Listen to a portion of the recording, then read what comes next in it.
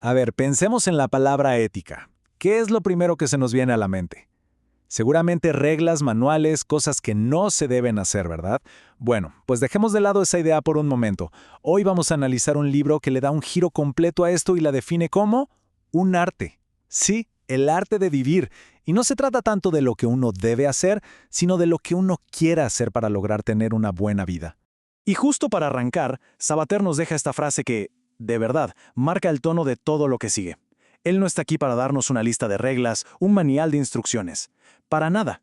Lo que busca es invitarnos a pensar por nuestra propia cuenta, a reflexionar sobre el tema, pues, más importante que existe, nuestra propia vida.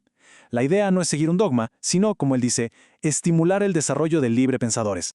Muy bien, entonces entremos de lleno en este primer concepto, la ética como el arte de vivir. Y para explicarlo, Sabater plantea algo muy interesante.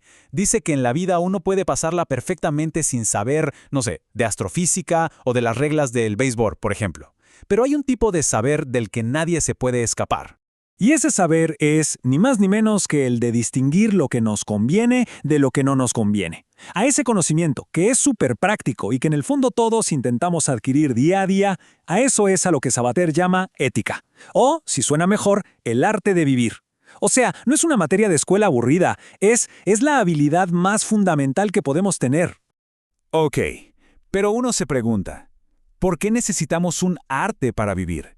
O sea, ¿por qué vivir bien es un desafío en primer lugar? Bueno, la respuesta, según Sabater, está en algo fundamental, algo que nos hace completamente diferentes a todos los demás seres vivos. Y esta analogía que usa Sabater lo explica de una forma genial. Pensemos en las termitas. Las termitas soldado están, digamos, programadas por la naturaleza. Si tienen que sacrificarse por la colonia, lo hacen y punto. No hay opción, no hay dilema. Ahora, del otro lado tenemos a Héctor, el héroe troyano. Él sabe que luchar contra Aquiles es prácticamente una sentencia de muerte. Podría huir, podría esconderse, pero elige quedarse y pelear. No porque no tenga otra opción, sino porque quiera hacerlo. Porque es su decisión. Y en esa diferencia está todo el meollo del asunto. Y esto conecta con una frase súper potente del filósofo Jean-Paul Sartre que Sabater trae a colación. Estamos condenados a la libertad. Suena fuerte, ¿no? Condenados. Lo que quiere decir es que la libertad no es algo que podamos elegir tener o no. Es parte de nuestro sistema operativo, por así decirlo. No podemos decidir no ser libres. Estamos, queramos o no, forzados a elegir una y otra vez. Ahora, ojo, es clave entender bien a qué se refiere esta libertad, porque tiene sus matices. Por un lado, no somos libres de elegir lo que nos pasa, una enfermedad, una crisis, lo que sea. Pero sí somos libres de elegir cómo reaccionamos ante eso que nos pasa. Y por otro lado, que seamos libres para intentar algo no garantiza que lo vayamos a lograr. Libertad no es lo mismo que ser todopoderoso, es la capacidad de elegir, sí, pero siempre dentro de lo que es posible. Ok, entonces, si estamos constantemente tomando decisiones, ¿en qué nos basamos? ¿Qué es lo que guía nuestras acciones? Si lo pensamos bien, la mayor parte del tiempo funcionamos como en piloto automático y solemos movernos por 3 motivos principales. Y a estos 3 motivos Sabater los llama nuestras guías insuficientes.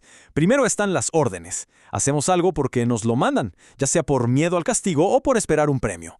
Luego están las costumbres. Actuamos de cierta forma por pura rutina o porque es lo que todo mundo hace, ¿no? Siempre se ha hecho así. Y finalmente, los caprichos. Hacemos algo simplemente porque nos da la gana en ese preciso instante. Y a ver, estos 3 nos sirven para salir del paso en el día a día, claro, pero el problema viene cuando la vida nos pone enfrente una tormenta de verdad. Y para esto, Sabater usa un ejemplo clásico de Aristóteles que es perfecto. Imaginemos un capitán de barco. Está en medio de una tempestad terrible y tiene que decidir si arroja o no la carga por la borda para salvar a la tripulación y a sí mismo. Pensemos, ¿le sirve una orden? Quizá la orden era entregar la carga a toda costa. ¿Le sirve una costumbre? No hay costumbre que valga para una situación así. ¿Y un capricho? Sería una locura. Justo en los momentos donde la decisión es crucial, estas guías simplemente no son suficientes. ¿Y entonces qué hacemos? Si las órdenes, las costumbres y los caprichos no nos sirven para las decisiones realmente importantes, ¿qué nos queda? Bueno, aquí es donde llegamos, digamos, al núcleo del consejo de Sabater. Y es una idea que de entrada suena bastante paradójica. Haz lo que quieras. Sí. Así como suena, la primera orden fundamental de la ética según Sabater es esa. Suena casi, no sé, escandaloso, ¿verdad? Como si fuera una invitación al egoísmo, al caos total. Pero calma, que hay mucho más detrás de estas 4 palabras. Porque aquí está la clave de todo.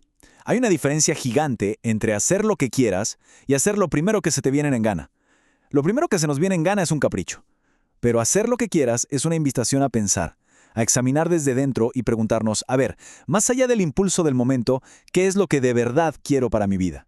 Y para ilustrar esta diferencia, los ejemplos de Esaú y el ciudadano Caín son buenísimos. Por un lado, tenemos a Esaú, en la historia bíblica, que cambia su derecho de primogenitura, o sea, todo su futuro, por un simple plato de lentejas porque tenía hambre en ese momento. Eso es un capricho. Y por otro lado está el ciudadano Caín. El tipo pasó toda su vida acumulando poder y riquezas, usando a las personas como si fueran objetos, para al final, en su lecho de muerte, darse cuenta de que lo único que realmente le importaba era Rosebud, su trineo de la infancia, un símbolo del afecto y la conexión humana que sacrificó.